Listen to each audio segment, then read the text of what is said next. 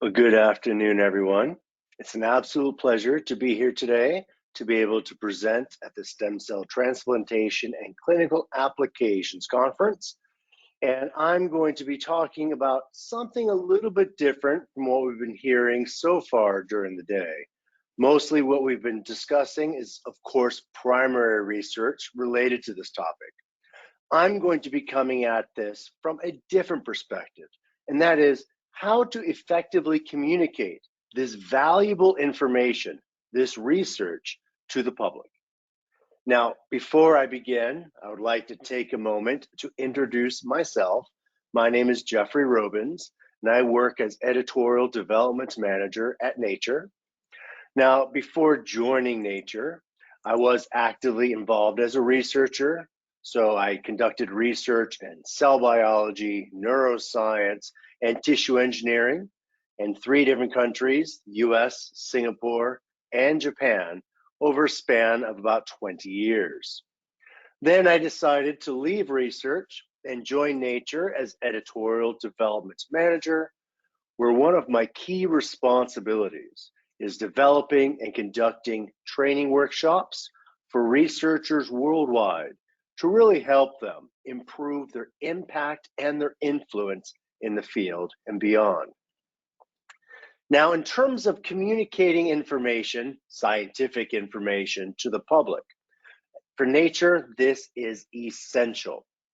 Hopefully, many of you are familiar with our journal, and you'll notice, of course, the primary research is in the back half of the journal. What about the front half? Well, the front half is science journalism. We have a range of different articles, reviews, and news that we share about current trends in science, communicated in a way that's going to be understandable to a non-specialist. And this is freely accessible to the public. Why do we do this?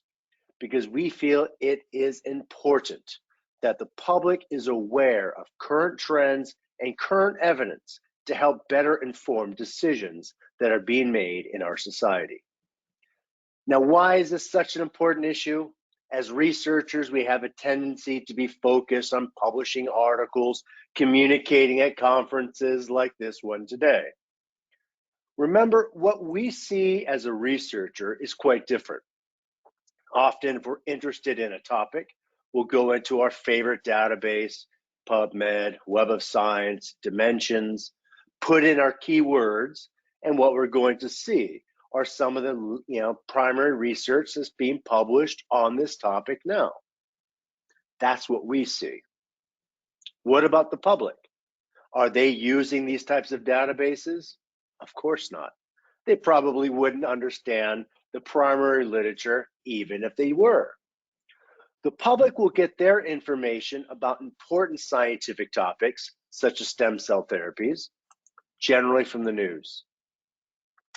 And what they see can be quite mixed messages. Some of the news stories will be, of course, talking about the highlights and the advances in the field. We'll see other news stories, as I'm showing on the screen now, that can be quite different. These are all from leading agencies or news media, so FDA, The Conversation, BBC, LA Times, University of Connecticut, Washington Post. And we can see all of this alarming news about stem cell therapies. This is what the public sees. This is what can raise some concern or some misinformation that may misguide or mislead the general public. Now, remember, when we talk about the general public, I'm not just talking about the person on the street. We're talking about industry, educators, policymakers that are making the legislation and regulations that we have to abide by as researchers.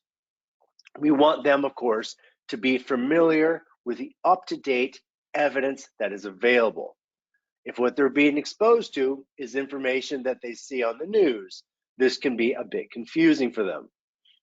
Now, all of these kind of warnings that I'm showing you on the screen is not really related to the stem cell therapies being discussed at this conference. Rather, it's these stem cell clinics that you probably see on various street corners worldwide. So I'm showing a variety of these different stem cell clinics. This one's from Singapore, This one's from Tokyo. This one's from Germany. Here's one from London. And here's one from the US. If we look at this one in the US, they're providing stem cell therapy for autism, diabetes, Alzheimer's disease, multiple sclerosis, Parkinson's. Many of the topics that are actually being discussed at today's conference. Well, people may feel confused. Why do we still need research on stem cell therapies for these diseases or conditions if they're already available to the public? But as we know, these stem cell therapies are quite different.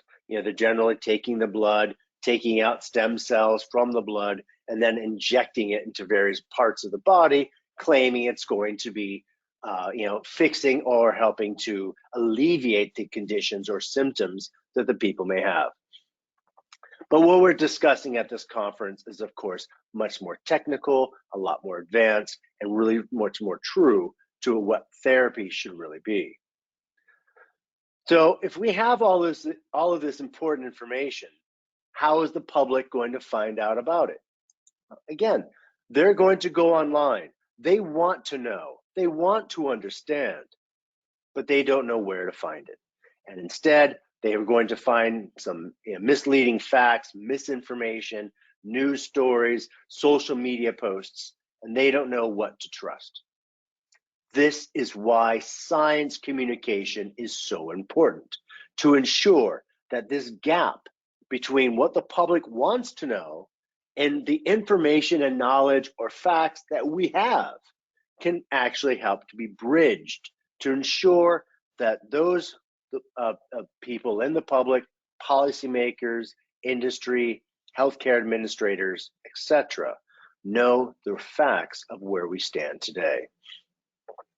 Now, in terms of science communication, one of my favorite definitions comes from this paper, where the authors say it's the process of translating complex science into language and concepts that are engaging and understandable to non-scientific audiences. What I like most about this definition is not just a focus on the language, the terminology, or the jargon that many researchers often use, but also concepts. And so what really encapsulates the importance of science communication is taking these complex scientific ideas and explaining them in a way that's understandable and engaging for someone to really understand their value or their importance for them. So let's talk a little bit about how, as a researcher, how we can translate our language or concepts in a way that's going to be understood by the general public. So if you're not familiar with what I'm showing on the screen, this is the Rosetta Stone, which allowed people to be able to translate Egyptian hieroglyphics for the first time, given that the hieroglyphics at the top and they had ancient Greek at the bottom that they already understood. So this is about the translation, complex ideas to easier understanding. And this is a common problem many researchers have.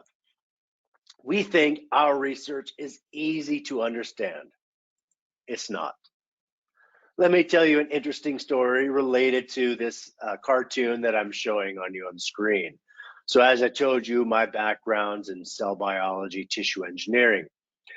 I was visiting the Quantum Research Institute outside of Moscow a few years ago, and they were taking me around to the various labs, having them introduce to me about the research that they're doing. It was a lot of theoretical quantum physics. The labs that I visited looked a lot like this cartoon, and the researchers explained it like you'd see in this cartoon. Of course, being polite, I would just nod in agreement, really not understanding what the research was about. Until I got into one lab. This researcher, when I entered, asked me, should I explain my research to you as a physicist or as a high school student? I said, as a high school student, please. And that is the only lab I remember. That's the only research project I remember, where they're working on quantum computing in ways to really encrypt sensitive data online to ensure it's protected by hackers. I remember that conversation because they took the time to translate the language and the concepts in a way that was engaging and understandable. Let me show you an example for all of you. So I'm assuming most of you attending are from stem cell biology or at least have interest in that. So let's look at something outside of our comfort zone. This is a paper we published in one of our journals, Nature Photonics, looking at massively parallel sensing of trace molecules and their isotopologues with broadband subharmonic mid-infrared frequency combs. Let's look at the beginning of the abstract together. Mid-infrared spectroscopy offers supreme sensitivity for the detection of trace gases, solids, and liquids based on the telltale vibrational band specific to the spectral region. Here we present a new platform for mid-infrared dual-comb Fourier transform spectroscopy based on a pair of ultra-broadband subharmonic optical parametric oscillators pumped by two phase-locked thulium fiber combs. I won't continue, of course. If you're like me, although I can read this, you're probably thinking, what is this study about? For people in optical physics, this is fine. It is clear. For people who are not specialists in this area, it is confusing. But let's now go ahead and look at a news story that was written about this topic. This was published on phys.org. Don't let the name mislead you. This is a blog to try to translate complex physics physical trends in a way that's going to be understandable to the general public. Here's the title of that news story. New laser technique may help detect chemical warfare in atmosphere. And here's what they wrote. The Department of Homeland Security could benefit from a reliable real-time instrument that could scan the atmosphere for toxic agents in order to alert communities to a biological or chemical attack. UCF optics and photonics professors is developing such a technology to accomplish that. He has found a new way to use infrared lasers to detect even trace amounts of chemicals in the air. Every chemical is made up of individual molecules that vibrate at their own unique frequency. And he has found a way to use lasers to detect these vibrations. That's what this research is about. So as you can see, they took those complex concepts and terminology and explained it in a way that I think all of us could appreciate the value of that work. Let's look at an example closer to home to most of us. So as I mentioned, I worked in cell biology and tissue engineering. And a common concept we may often talk about is that increased substrate rigidity can promote cell spreading. So I was interested in epithelial differentiation. Epithelial cells need to remain cuboidal and have their apical differentiation to be able to function properly. If they spread out like a fibroblast, they lose that functionality. Now, this concept of increased substrate rigidity promoting cell spreading is easy for those of us in cell biology to understand. But I realized when I was discussing to friends or colleagues outside of the field or to family members, they would look at me with that same confused face many of you had when I read that abstract from Nature Photonics.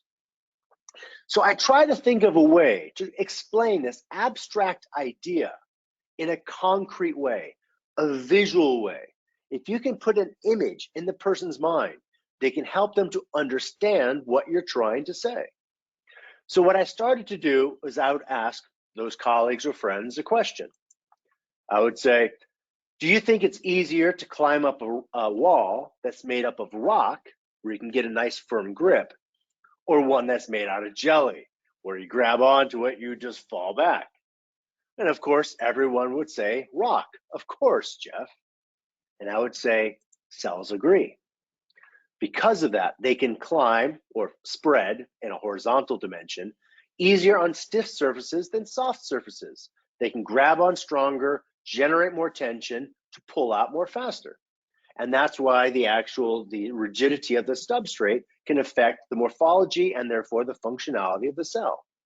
So when I explain this abstract concept in this concrete visual manner, I realized people could more easily understand what I was trying to do or trying to accomplish. I recommend you consider similar analogies as well. Let me show you one from a News and Views that we published in Nature, looking at structural strains of tau protein classified diseases, where the authors say, the protein tau contributes to the normal functioning of cells in the brain by adopting its specific structural conformation and stabilizing microtubules. Microtubules. Will the general public know what microtubules are? Of course not. So the authors go on to say, which are protein filaments that act like railroads to enable various materials to be transported throughout the cell. Now people can visualize the cell with all these little miniature railroads running through it, microtubule network, and allowing cargo to be transported from one part of the cell to the other. And providing this visual concrete analogy helps people to better understand these abstract ideas. So when you are communicating your concepts, be mindful not only of the language, but the concepts themselves. Try to come up with a nice way to explain how someone could understand what you're trying to communicate. So now that we've talked about the importance of being aware of language and concepts, let's now discuss where to communicate this valuable information. As I mentioned earlier, the public will generally get their information from two places: social media and the news. For the news, from your perspective, means working with your press office to write a press release that will be picked up by media agencies worldwide. So let's talk about each of these. I want to highlight their value, but also importantly, how to use them effectively. Social media is one that's completely under your control, so let's talk about that one first. There are a variety of social media networks that you can use. People often ask me, which one is best? It really depends on the target audience you're trying to reach. So for example, if you're going to try to reach a more of a global audience, so those platforms like LinkedIn, Facebook, Instagram are available in most countries worldwide.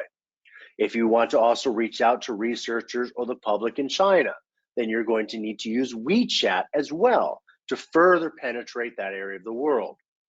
If you're interested in a younger audience, maybe trying to reach out to stimulate the interest or the engagement of the next generation of scientists, you probably want to consider networks like Instagram or ones or Twitter and things like that. That'll be more frequently used.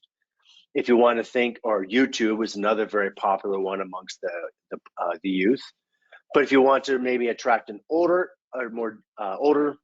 group of individuals, Facebook is used by older people like us. Or if you want to really try to reach out a more professional network, you may want to consider LinkedIn.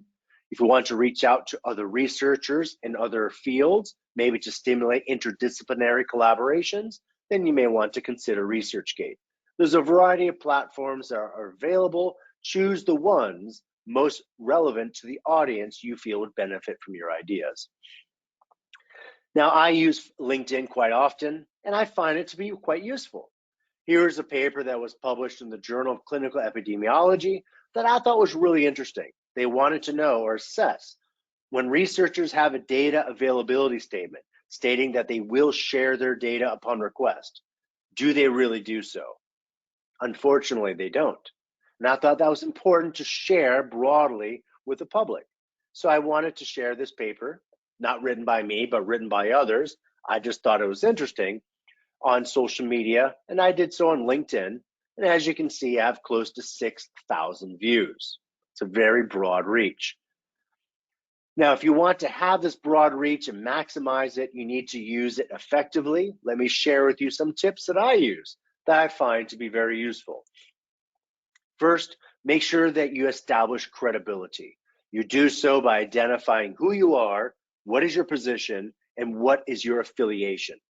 People outside of your field or the general public may not be familiar with who you are, regardless of how prominent you may be in your own field. So this is a great way to establish that credibility, to establish confidence and trust. Don't just share your paper, summarize it. A great way to summarize it is by starting off with your conclusion. Make sure they know exactly where it's published so they can find it if they wish. Maybe put a link to the article. Highlight your key findings, and then also emphasize the broad or more societal implications. Maybe different than the implications you discuss in your paper. When you're talking on for science communication, you need to think more broadly, these ripple effects or societal benefits. Now, people often ask, why do you put the conclusion first? Doesn't the conclusion come at the end? In academic writing, yes, not science communication, for two reasons. Firstly, when people are going online, they're quickly scrolling through their social media feeds, and you need to make sure what they see first grabs their attention quickly. But another important thing to keep in mind is that this may be the only thing that they see when you have a long post like this. Why is that? Well, most social media platforms will truncate a long post to only highlight the first 2 or 3 lines, and then they have see more. So if you don't capture that attention with those first 2 or 3 lines, people won't click on see more, and you're going to lose that chance to have that impact and influence. Another important thing to consider are, of course, hashtags. This is like keywords for your article. This helps the social media platforms direct your posts to the right people that would benefit from your ideas. So think of the useful key phrases or keywords broadly that would define your research or someone's interests. For example, here I have open science, open data. General recommendation, at least for LinkedIn, is to try to use hashtags that maybe have between 1,000 to 100,000 followers. If there's fewer than this, then it's probably not many people would actually, you're not going to reach many people. And if it's more than this, your post will be diluted out by many others. So try to keep your hashtags within this range to maximize its discoverability. So those are some useful tips for improving your breadth or your visibility on social media. Let's now talk about the news. You'd be able to get attention from the news by working with the press office at your university or institute or hospital, and they can write a press release based on your research. Now, when you're writing a press release, you may get picked up by local news agencies, and that's great. They may write about your story in a local language, helping to ensure that your ideas are going to penetrate the people who may benefit from those ideas. Keeping in mind local language, this is something that many policymakers or people in government are probably frequently reading.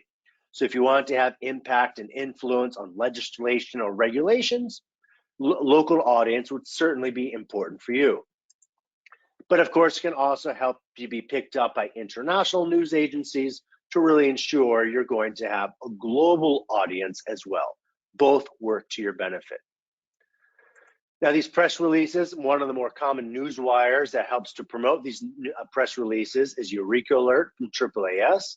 And you can see here's the Medical University of Vienna posted this press release about this paper that was published by their researchers in the journal Leukemia. But it's not only going to be published in English. So some of these newswire services, such as Eureka Alert, can also include other local languages, such as Japanese, as shown here, or Chinese, as shown here, helping to really penetrate that local news audience. So altogether, what we try to focus in on this brief presentation today is how you can really try to improve public perception and understanding of stem cell therapies to maximize your influence, not just within the field, but more broadly throughout society. You can do so by making sure you explain your complex concepts in a way that's going to be easily understood by the audience, and to making sure that you're using the right platforms to promote your research online, using social media platforms or reaching out to your press office so they can write a press release. And by doing so, you can really help to change the perception that the public or governments have about the research that we're actively involved in. So with that, I would like to thank you for your time, and I'll be more than happy to take any questions that you have. Thank you so much, everyone.